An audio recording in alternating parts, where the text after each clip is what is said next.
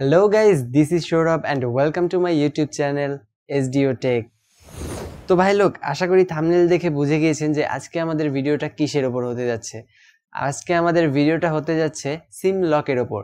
তো আজকের ভিডিওটি প্রথম থেকে শেষ পর্যন্ত একদম পুরোপুরি দেখবেন, আর যদি স্কিপ করেন একটু তাহলে আমি বলবো যে এই ভিডিওটা স্কিপ করা ভালো, কারণ অল্প একটু দেখে কোনো ভুল কাজ করার চেয়ে না করা ভালো।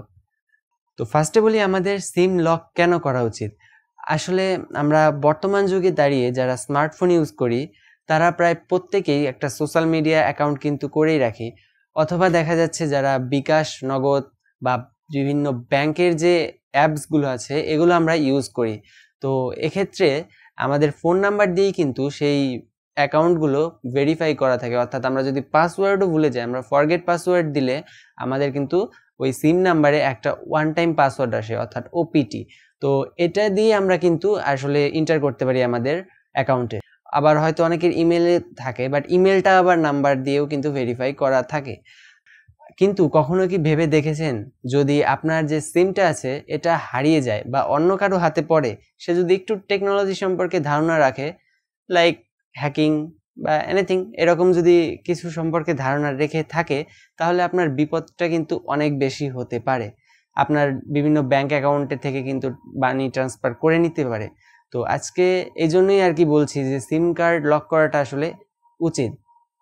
তো এখন আসি সিম কার্ড লক করার প্রসেসটা, এবং লাস্টে বলবো এর কিছু ডিসঅ্যাডভান্টেজ আছে, তো এগুলো একটু লাস্টে বলি। আগে সিম কার্ড কিভাবে লক করবেন সেটার প্রসেসটা একটু দেখিয়ে নিই। তো আমরা আমাদের স্মার্টফোনে প্রথমে চলে যাব হচ্ছে সেটিংসে। দেন সেটিংসে যাওয়ার পরে এখানে যদি আপনার একদম টপে সার্চ বার থাকে তাহলে সেখানে লিখতে পারেন সিম কার্ড লক বা সিম লক, এরকম লিখতে পারেন। তো সেক্ষেত্রে যদি চলে আসে তাহলে সেখান থেকে লক করে ফেলতে পারেন, আর যদি না চলে আসে তাহলে আর একটা ওয়ে আছে, সেটা হচ্ছে প্রথমে সিকিউরিটি এরকম কিছু থাকলে এখানে চলে যান। তো আমার সেটিংসে এখানে সিকিউরিটি রয়েছে, তো আমি দুটো ফোনেই দেখিয়ে দিচ্ছি। এপাশে শাওমি এবং এপাশে স্যামসং, দুটো ফোনের আর কি স্ক্রিন আমি শেয়ার করছি। তো এখানে হচ্ছে সিকিউরিটিতে, স্যামসংতে দেখা যাচ্ছে সিকিউরিটি অ্যান্ড দেন হচ্ছে সিম কার্ড লক, এই অপশনটা রয়েছে। তো এখানে আপনি সিম কার্ডটা লক করে দেবেন।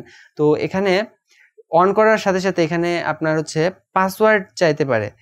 তো এখানে প্রথম যে পাসওয়ার্ডটা থাকে সেটা হচ্ছে 1234, নর্মালি এটাই থাকে, আবার 000 থাকতে পারে। তো এক্ষেত্রে আমার 1234 হচ্ছে নর্মাল পাসওয়ার্ড। তো এটা দেওয়ার পরে অন করে দেবেন, অ্যান্ড অন করে দেওয়ার পর এখানে হচ্ছে চেঞ্জ পিন, বিকজ 1234 এটা থাকে আমরা সবাই জানি, তো আমাদের অবভিয়াসলি এটা চেঞ্জ করতে হবে।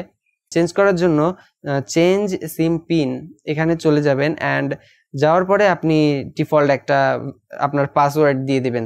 তো সাপোজ আমি এখানে দিয়ে দিচ্ছি 1238। তো এই পাসওয়ার্ডটা দিয়ে আমি জাস্ট ওকে করে দিলাম।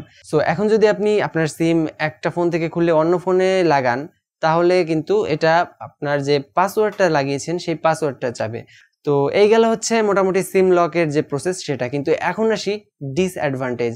এটার কিছু ডিসঅ্যাডভান্টেজ হচ্ছে আপনি যখন ফোন অন করবেন তখনই এটা হচ্ছে আপনার যে পাসওয়ার্ডটা সেইটা চাইবে। আপনি যদি ফোন রিস্টার্ট করেন বা যে কোনোভাবে যদি সিমটা একটু অফ করে অন করেন তাহলেই কিন্তু আপনার যে পাসওয়ার্ডটা সেইটা চাইবে। তাহলে ফোন অন হওয়ার সাথে সাথে কিন্তু আপনার যে সিমের পাসওয়ার্ড আপনি যেটা সেট করেছেন সেটা কিন্তু এন্টার করতে হবে। আর যদি সেই পাসওয়ার্ডটা আপনি ভুলে যান বা কোনো কারণবশত 3 বারই যদি মিস্টেক করেন তাহলে এর পরের 10 বার আপনাকে সময় দেওয়া হবে। সেটা হচ্ছে ওই সিমের যে পাক কোড থাকে, আপনি অবশ্যই খেয়াল করবেন যে সিম কার্ড নেওয়ার পর আপনার হচ্ছে সিমের যে ন্যানো সাইটটা আছে, তো ছোট সাইট, সেটা কিন্তু ফোনে থাকে আমাদের স্মার্টফোনে, আর বড় সাইটটা যে আছে ওখানে কিন্তু পার্ক কোড লেখা থাকে, মানে ভেতরে পার্ক কোড লেখা থাকে। তো সেই পার্ক কোডটা কিন্তু 10 বার আপনি চান্স পাবেন দেওয়ার জন্য। যদি এই 10 বারও ভুল হয় তাহলে কিন্তু আপনার যে সিম আছে সেটা ব্লক হয়ে যাবে, মানে ডিসেবল হয়ে যাবে। তো এক্ষেত্রে করণীয় কি? তো এটা হচ্ছে বড় একটা ডিসঅ্যাডভান্টেজ। তো এক্ষেত্রে করণীয় হচ্ছে আপনি যে কোম্পানির সিম ব্যবহার করছেন, অর্থাৎ যে অপারেটরের সিম ব্যবহার করছেন, ঠিক সেই অপারেটরের অন্য কোনো সিম দিয়ে আপনি হচ্ছে তাদের কাস্টমার কেয়ারে ফোন দিয়ে আপনার নাম্বারটা বলবেন যে এই নাম্বারটা ব্লক হয়ে গিয়েছে। তো তারা আপনাকে কিছু কোশ্চেন করতে পারে, যেমন লাস্ট কত টাকা রিচার্জ করেছেন, আপনার নাম কি, আপনার হচ্ছে ন্যাশনাল আইডি কার্ডের লাস্ট নাম্বারগুলো কি। তো এই যাবতীয় ইনফরমেশন দিলেই কিন্তু আসলে আপনার যে সিম আছে সেটা আবার অন হয়ে যাবে। তো তারা একটা কোড দিয়ে দেবে আপনাকে, সেটা দিয়ে আবারও হচ্ছে আপনার সিম অন হয়ে যাবে। তো এই ছিল মোটামুটি এটার ডিসঅ্যাডভান্টেজ। তো এক্ষেত্রে আমার পার্সোনাল অপিনিয়ন হচ্ছে আমাদের যে ডিসঅ্যাডভান্টেজগুলো আছে এগুলোর চেয়ে বোধহয় সুবিধাগুলোই বেশি। কারণ একটা সিম যদি হারিয়ে যায় এবং সেটা যদি কোনো টেকনোলজি জানা মানুষের কাছে গিয়ে পড়ে তাহলে কিন্তু আপনার বিপদ হবেই। আপনার সোশ্যাল মিডিয়া অ্যাকাউন্ট চলে যেতে পারে, ব্যাংক অ্যাকাউন্ট চলে যেতে পারে, দেন অনেক কিছু থেকে কিন্তু আপনার সমস্যা হতেই পারে। এখন কিন্তু বর্তমানে অনেক জায়গায় শোনা যাচ্ছে যে ফেসবুক অ্যাকাউন্ট হ্যাক হয়েছে বা টুইটার অ্যাকাউন্ট, ইনস্টাগ্রাম হ্যাক হয়ে যাওয়ার পেছনে কিন্তু এগুলো কারণও থাকে। তো আমি সাজেস্ট করবো আর কি সিম লক করার জন্য। তো আজকের ভিডিও এই পর্যন্ত গাইস। ভালো লাগলে অবশ্যই একটা লাইক দেবেন অ্যান্ড শেয়ার করবেন, আর চ্যানেল সাবস্ক্রাইব তো অবশ্যই করবেন। তো ভাই লোক, দেখা হচ্ছে পরবর্তী কোনো ভিডিওতে। ততক্ষণ পর্যন্ত সুস্থ থাকবেন, ভালো থাকবেন, টাটা।